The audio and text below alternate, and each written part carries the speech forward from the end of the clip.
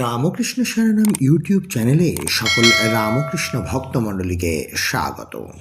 আজকের পাঠের বিষয় শ্রী শ্রী মায়ের শিক্ষামূলক উপদেশ। মেয়ে মানুষকে রূপের বড়াই করতে নেই। জননীং শারদাং দেবীং রামকৃষ্ণম জগদ্গুরুম পাদপদ্মে তয় সিত্বা প্রণমামি মুহুর্মুহু। একজন রূপবতী নারী মায়ের নিকট আসিয়াছিলেন, যিনি নিজের স্বরূপ এবং স্বামীর কুরূপ সম্বন্ধে অত্যাধিক সচেতন ছিলেন। স্বামী প্রচুর ধনসম্পদের অধিকারী, তাহার স্বভাবও দূষিত নয়, কিন্তু রূপের অভাবের জন্য পত্নী তাহার উপর ছিলেন নিতান্তই বিরূপা।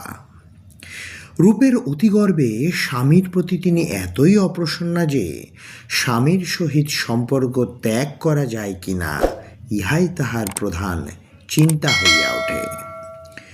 লোকমুখে তিনি শুনিয়াছিলেন যে দক্ষিণেশ্বরে পরমহংস মহাশয় বিবাহান্তে পরিবারকে ত্যাগ করিয়াছেন এবং পরিবারে যদিও দক্ষিণেশ্বরে বাস করেন, তথাপি স্বামীর সহিত কোনো সম্পর্ক নাই।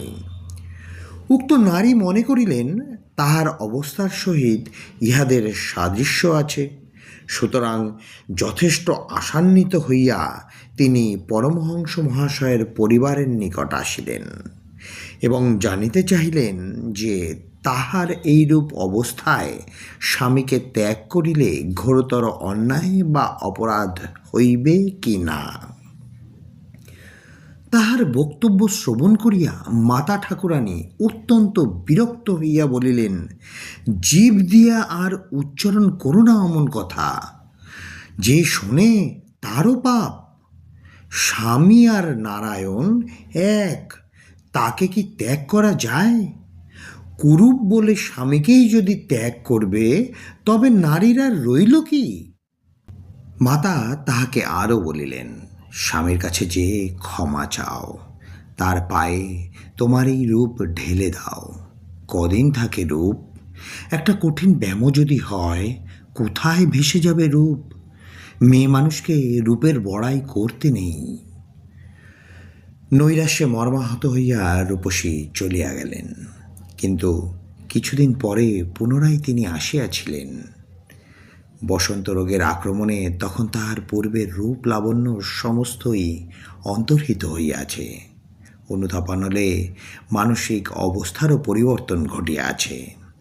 মাতা ঠাকুরানীর নিকট এইবার তিনি মার্জনা ও আশীর্বাদ ভিক্ষা করিতে আসিয়াছিলেন। তাহাকে প্রাণ ভরিয়া আশীর্বাদ করিয়া মা বলিলেন, পতি সেবায় সুখী হও মা। আজকের পাঠের তথ্যসূত্র শ্রী দুর্গাপুরী দেবী। জয় মা শারদা, জয় মা শারদা, জয় মা শারদা।